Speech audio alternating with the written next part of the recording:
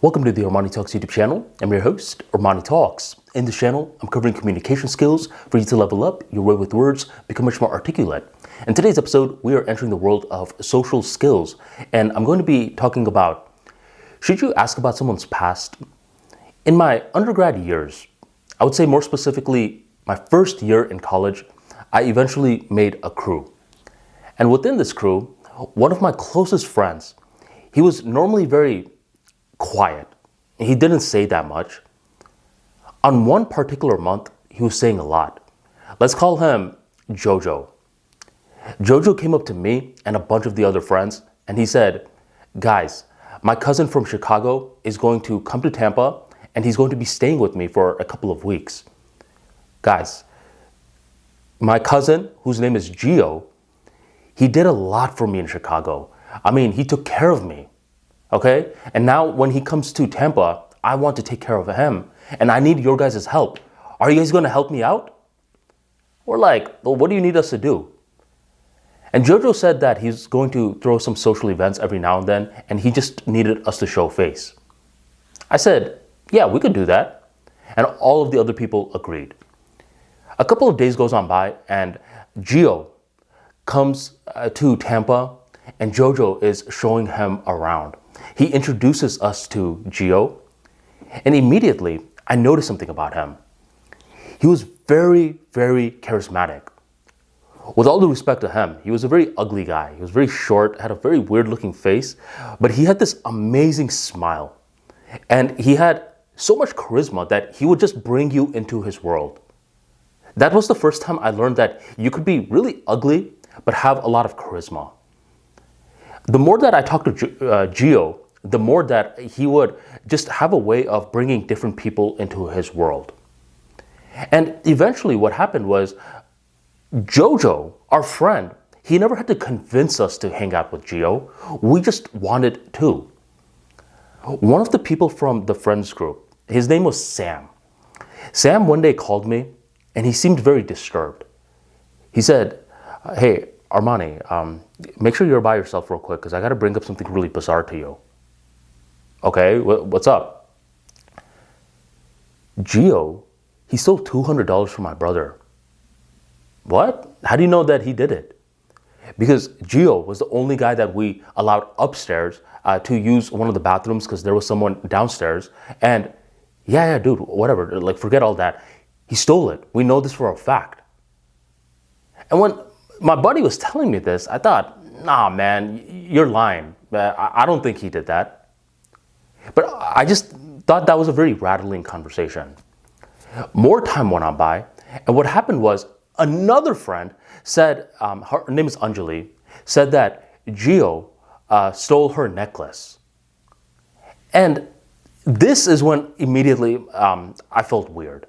Because Sam said one thing, Anjali said another thing, and it's about the same topic that Gio stole.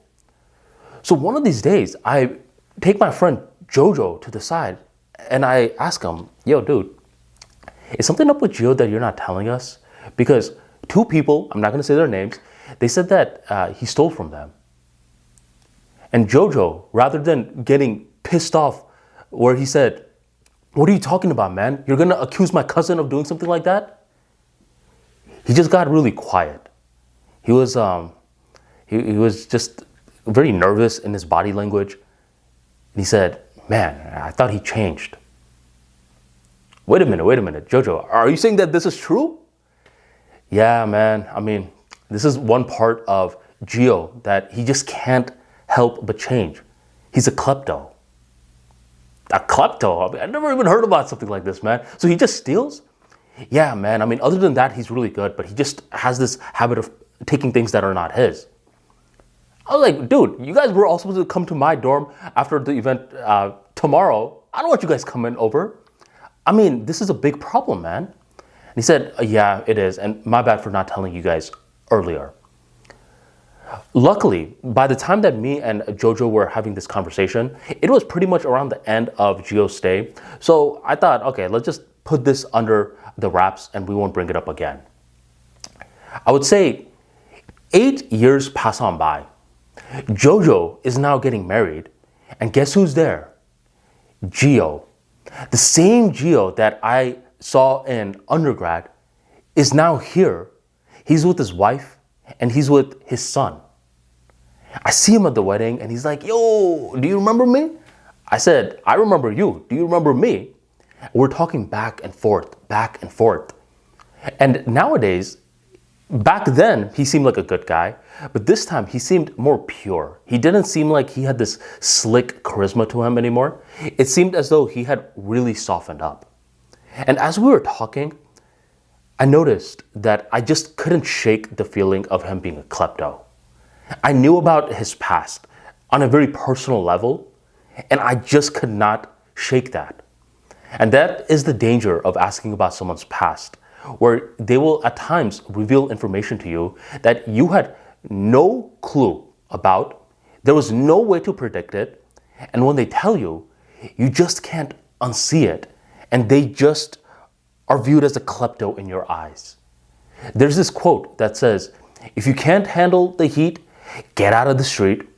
My remix to that quote is, if you can't handle the answer, don't ask it. Because what often happens is that we use the hindsight bias against us. And I'll tell you what I mean. The hindsight bias is whenever we think we knew the answers all along, right after hearing the answers. You ever had that moment when someone's trying to pop quiz you, you don't know the answers, then they tell you, and you're like, oh, I was about to say that.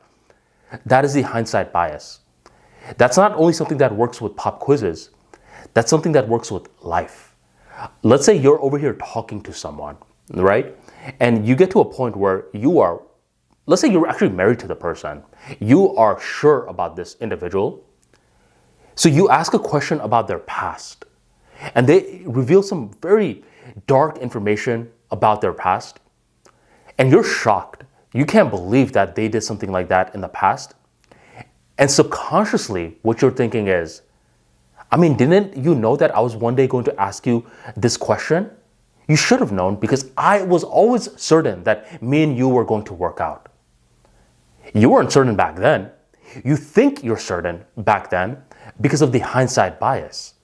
So a lot of the times when we're over here asking people questions about their past, whether we're aware of it or not, we're using the hindsight bias, and we're thinking that we always knew that this person was going to be in our lives. So how could they have carried themselves like that in the past? Because obviously we would have judged them for that particular act.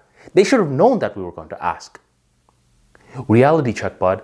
They didn't even know if they were going to meet you. So how were they going to know that you were going to ask them the question?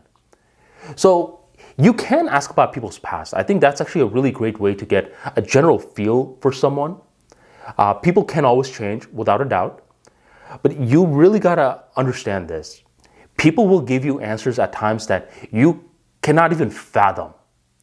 You think you know, like right before you're answering, you're like, I already know what the answer is, but let me just ask it just because. You think you know, until they give you a shocking response that's way different than what you were expecting. And this is a muscle. Honestly, if you can't handle the heat, get out of the street. Well, it's a muscle to be able to handle the heat, so you could stay in the street. And likewise, in the beginning stages, you may get really pissed off about hearing about someone's past, but each time you remind yourself, it's a part of their past. I asked, so I need to be able to handle it to a certain degree. I asked, and unfortunately, the response is so bad that unfortunately, we cannot proceed forward. Unless you build the muscle for that, don't even ask it. Because you are going to be asking a lot of these questions about the past. You think you're making some sort of progress in getting to know the person, but rather than making any form of progress at all, you're just resenting the person. If you can't handle the answers, then don't ask it. That is my final takeaway. If you enjoyed today's talk and you want to learn more about social skills, social intelligence, emotional intelligence, stuff that you are not going to ever find on Google, be sure to check out my book, The Charisma King. Within this book, you will learn much more about the difference between an acquaintance and a friend, how to create small talk, how to turn small talk into deep talk, and much more. Check out The Charisma King by scanning this barcode right on here, or go on ArmaniTalks.com and grab your copy today. Thank you very much for joining the ArmaniTalks YouTube channel, and I will catch you next time.